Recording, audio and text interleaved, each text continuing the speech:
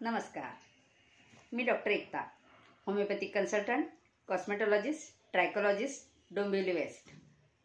आजचा व्हिडिओ कशावर आहे बरं? आजचा व्हिडिओ एका अशा विषयावर आहे ज्याचं बऱ्याच जणांच्या मनात शंका आहे किंवा भीती आहे की त्या आजाराचं नाव पण घ्यायचं नाही। आजार छोटासाच आहे पण भीती खूप मोठी आहे। अशाच एका विषयावर आज आपण बोलतोय। आजचा विषय आहे नागिण। आलं ना टेन्शन? नागिण या विषयावर आज आपण बोलणार आहोत। बऱ्याच जणांच्या मनात टेन्शन असतं की बाबा नागिण झाली आहे म्हणजे आता संपलं, नागिणीचा वेढा पडला, नागवेढा पण म्हणतात त्याला। नागिणीने सर्कल पूर्ण केलं की माणसाचं आयुष्य संपतं। असे खूप सारे टेन्शन्स असतात, विचार असतात। एक फोडी जरी आली आणि डॉक्टरने नागिण सांगितले किंवा कुठून कळलं की हा नागिणीचे फोड वाटतायत, मग घरात सगळीकडे टेन्शनचं वातावरण येऊन जातं। ह्याच विषयावर आज आपण बोलतोय। आपल्या यूट्यूब चॅनलला सबस्क्राईब करा, लाईक करा, शेअर करा, जेणेकरून इतरांच्याही ज्ञानामध्ये भर पडेल। पण शेवटपर्यंत व्हिडिओ नक्की पहा। शॉर्ट्समध्ये मला पूर्ण माहिती तुम्हाला नाही देता येणार। चला तर मग व्हिडिओला सुरुवात करूया। आता नागिण म्हणजे काय? नागिण हा एक व्हायरस पासून तयार होणारा आजार आहे। व्हायरसमुळे होतो हा। त्याला काही असं मोठं कारण आहे असं नाहीये की काही मोठं त्यांना आजार दुसरे असतील त्यामुळे झालेला आहे। फोड्या फोड्या फोड्या फोड्या येतात, पाण्याने भरलेल्या फोड्या असतात मोस्टली। या लालसर पाण्याने भरलेल्या फोड्या येतात। मग ह्या कशामुळे येतात? तर व्हायरसमुळे येतात। आता ह्याच्यामध्ये प्रकार आहे बरं का। आता हा बघायला गेला ना, आता आपण चिकन पॉक्स म्हणतो ना, त्याचा भाऊ बहीण असं काहीतरी आहे समजा, एकाच फॅमिलीतले आहेत हे। ज्यांना कधी आधी चिकन पॉक्स होऊन गेला नसेल वगैरे तर त्यांना हे हर्पीस लवकर येतं। हर्पीस पण म्हणतो आपण याला।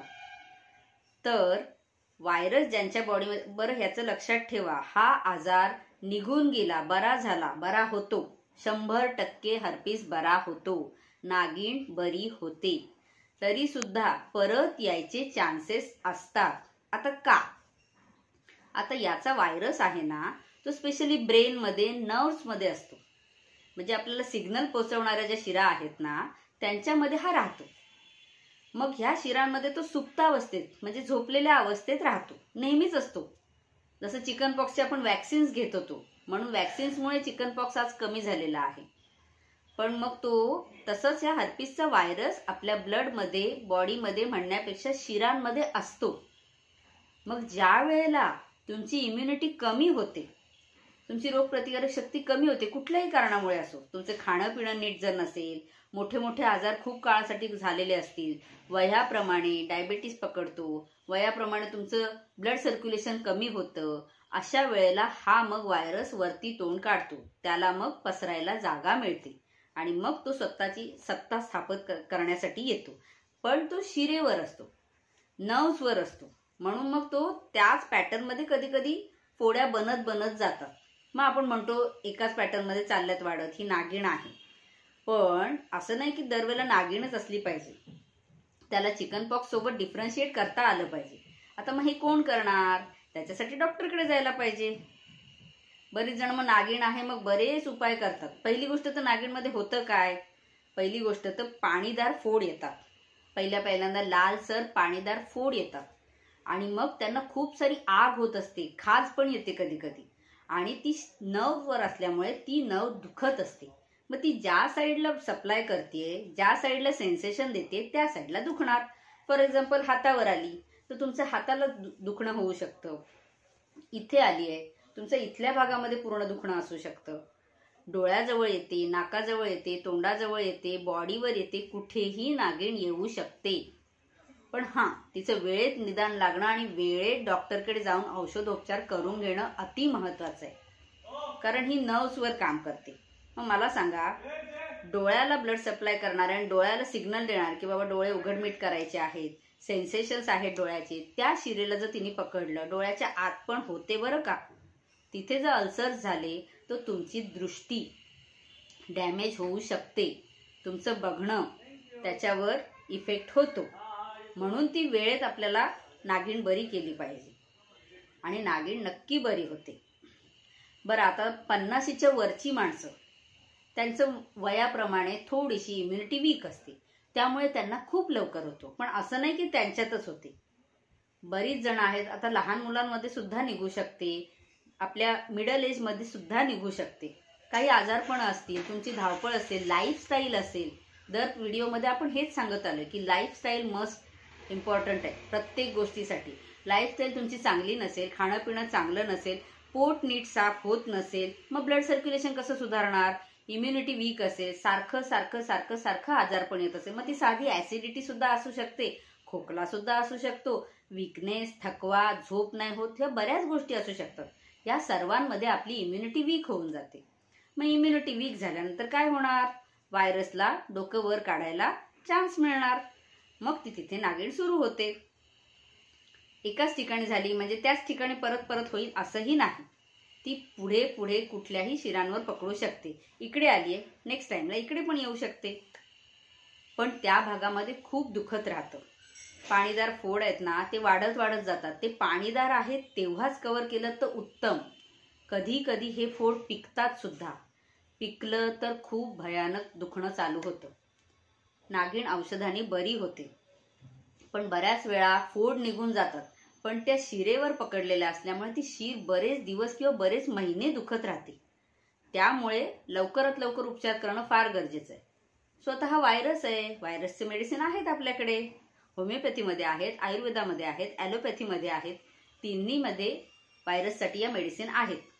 आता तर वॅक्सिन पण येत आहे.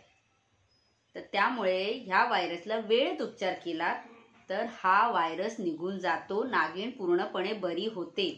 त्याचं दुखणं काही महिने राहतं, पण त्याचे पण काही औषधोपचार आहेत, रक्तशुद्धी आहे, त्यामुळे हे दुखणं पण हळूहळू कमी होऊन जातं. त्यामुळे नागिणीला घाबरायचं नाही. बरेच जण त्याच्यात अंधश्रद्धा आहे की त्याचं तोंड आणि शेपूट एकत्र आली तर मग काय होईल, मग संपलंच आयुष्य. असं नाही होत. अजून तसा रिसर्च मध्ये दिसलेलं नाही की नागिणीमुळे कोणाचा मृत्यू झालाय. त्याच्यासोबत काही इतर आजार असतील तर गोष्ट वेगळी आहे, पण असं आतापर्यंत तरी निदर्शनास आलेलं नाहीये. दुखणं मात्र तुमचं राहतं. त्यासाठी मग काय करता? आता बरेच अंधश्रद्धा म्हणजे काय, काहीतरी मलम लावा, काहीतरी लेप लावा की त्याच्याने ते शांत होईल. आता मी इथपर्यंतही पाहिले की ती शिरेवर वाढते, मग त्या शिरेला खाचा द्यायच्या, म्हणजे छोटे छोटे कट्स मारायचे, म्हणजे तो रक्तपुरवठा पुढे जाणार नाही आणि मग ती थांबेल. हा कुठला प्रकार आहे? असं नका करू. अशाने नागिण थांबणार नाही. व्हायरस येतो, तुम्ही शिरेला कट दिल्यासारखं करताय, ब्लिडिंग होत असतात अक्षरशः. पेशंट येतात, हे बघा मॅडम नागिण वाढू नये म्हणून आम्ही कट्स पण देऊन घेतलेत, पण खूप दुखतंय, त्रास होतोय, कमीच नाही वाटत आहे. त्या व्हायरसला बरं करा ना. त्या व्हायरसला बरं केलं की तो कव्हर होणार आहे. आतून पण औषधं घ्या, बाहेरून पण क्रीम्स लावा.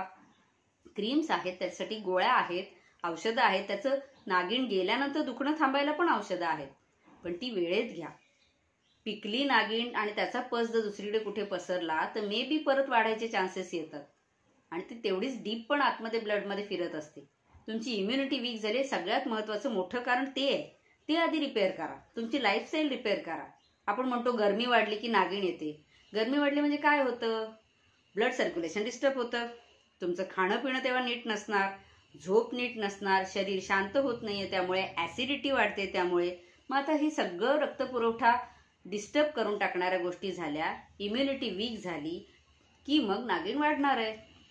म्हणून मग गरमी कमी करायची.